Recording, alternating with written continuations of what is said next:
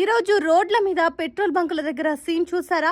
ఏదో పెద్ద war scene లా అనిపిస్తోంది కదా. అక్కడెక్కడో వెస్ట్ ఆసియాలో ఇరాన్ ఇజ్రాయెల్ మధ్య యుద్ధం జరుగుతుంటే మన హైదరాబాద్ లో మాత్రం పెట్రోల్ బంకుల దగ్గర జనాలు యుద్ధం చేస్తున్నారు. పెట్రోల్ దొరకదట, గ్యాస్ అయిపోతుందట అనే ఒక్క రూమర్ తో జనాలు బంకుల వద్ద కిలోమీటర్ల మేర క్యూ కడుతున్నారు. అసలు నిజంగానే పెట్రోల్ అయిపోతుందా, లేక ఇదంతా కేవలం ఒక గాలి వార్తనా? అమెరికా ఇరాన్ యుద్ధం వల్ల ఆయిల్ సప్లై ఆగిపోతుందని గూగుల్లో విపరీతంగా సెర్చ్లు పెరిగిపోయాయి. దీంతో మన తెలుగు రాష్ట్రాల్లో కూడా జనాలకి ఒక రకమైన భయం స్టార్ట్ అయిపోయింది. ఇప్పుడే కొట్టించుకోకపోతే రేపు బండి నడవదు అని అందరూ ఒకేసారి బంకులకు వెళ్తున్నారు. దీనివల్ల నార్మల్ గా 2 రోజులు రావాల్సిన స్టాక్ 2 గంటల్లోనే ఖాళీ అయిపోతుంది. అందుకే చాలా బంకుల దగ్గర నో స్టాక్ బోర్డులు కనిపిస్తున్నాయి. ఇది నిజమైన కొరత అంటే కానే కాదు. జనాలు పానిక్ అయిపోయి రేపు పెట్రోల్ దొరకకపోతే ఏంటనే పరిస్థితిలో చేస్తున్న యుద్ధమే ఇది. ప్రస్తుతం రాష్ట్రంలో ముఖ్యంగా హైదరాబాద్ సిటీలో ఇలాంటి పరిస్థితిని చూసి Telangana petroleum dealers association clear గా ఒక స్టేట్మెంట్ ఇచ్చింది. రాష్ట్రంలో సరిపడా ఇంధన నిల్వలు ఉన్నాయి, ఎవరూ ఆందోళన చెందొద్దు అని చెప్పారు. అటు బీపీసీఎల్ కూడా అడ్వైజరీ జారీ చేసింది. ఇండియాలో పుష్కలంగా ఇంధన నిల్వలు ఉన్నాయి, సరఫరా ఎక్కడా ఆగలేదు అని క్లారిటీ ఇచ్చారు. కేంద్ర మంత్రి బండి సంజయ్ కూడా వదంతులు నమ్మకండి అని ప్రజలకు విజ్ఞప్తి చేశారు. జనాలు భయపడడానికి మరో రీజన్ కూడా ఉంది. ధరలు ఎక్కడ పెరిగిపోతాయేమో అని.